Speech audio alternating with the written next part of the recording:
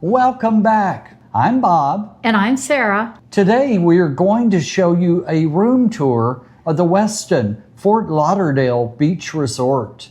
We stayed here before departing on our Viking-Panama Canal and Central America cruise. And we were here 2 nights for our 2-day Viking pre-cruise extension. Let's show you the room and we'll come back and talk a little bit more about the accommodations on this Viking pre-cruise extension. So we've just checked into the Westin on the beach and are in a room, and so we're going to give you a quick room tour of that. Right at the doorway here, we have a closet, and a safe is in there.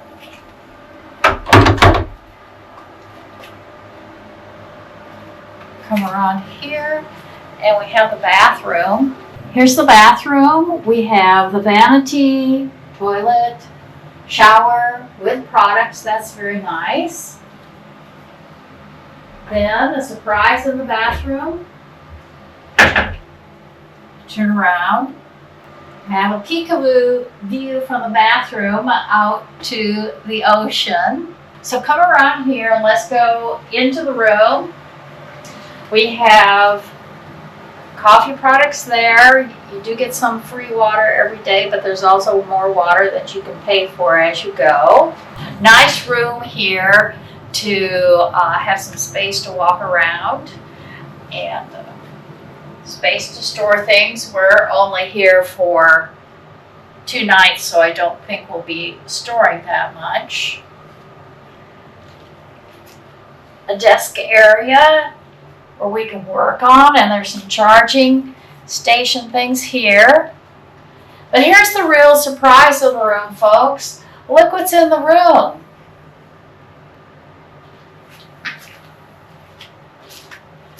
Honestly, it would be nice if you wanted to ride this bike and look out at the ocean and get your exercise in.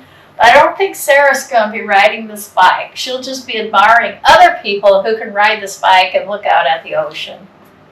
A little sofa for sitting on and a table for putting drinks on. We have a nightstand, and here's a charging station with plug-ins and USB outlets. King-size bed and a nightstand on the other side. But turning around the other way is probably one of the best parts around of this room is the great ocean view. And that's our room tour.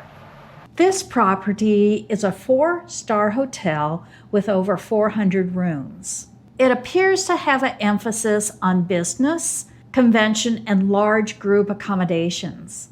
There was a large meeting and convention area with different sizes of ballrooms, conference, and meeting rooms. It also had 3 on-site restaurants, a coffee shop, and a grab-and-go cafe. We stayed here 2 nights and were provided 2 breakfasts as part of our Viking pre-cruise extension package.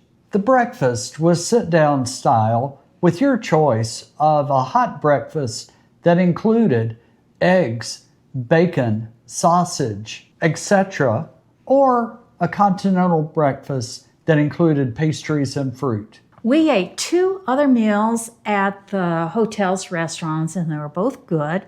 In fact, we considered ourselves kind of lucky on the first night because it was taco night. So all tacos and margaritas were $5 each. We had a good time. The Viking representatives used the reception area to organize the Viking guests.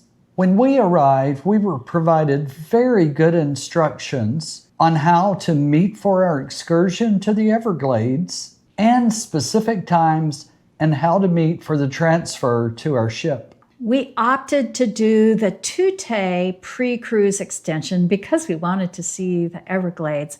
But you could certainly do well by choosing just the 1-day pre-cruise extension to get yourself to Fort Lauderdale and ready to transfer to the ship.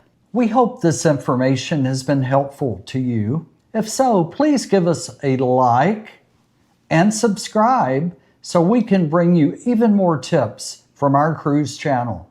In fact, keep following this channel to find out all about our Viking cruise to the Panama Canal in Central America. We will tell you what we liked about it, what the price tag was for it, and what kind of excursions we did. If you want to see some of our land-based sightseeing adventures, please flip on over to our sister channel, Next Act Retirement and Travel. Until next time, we'll say goodbye. Goodbye.